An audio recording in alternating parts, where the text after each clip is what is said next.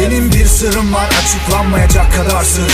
Bundan çıkar hır, patlamalar vuku bulur, dert kahır. Sırdan geçen dilim olsa hale derdiken, bilmez bilen nadan olur ben verirken. Ya söylersem kim anlar, söylemezsem bağlar, gamlardan ağlar. Bu yıpranışla dağılır bütün, doymazsa yakar tütün. İçindeyim oyunun büsbütün, hayatıma musallat oldu şöhretin. Karıştı yarının bitti dün, tedirgin bugün. Topla çıkar nedir sonuç, her kıyasla dilime değer. Bıçağa ait keskin uç, kimdir suçlu kim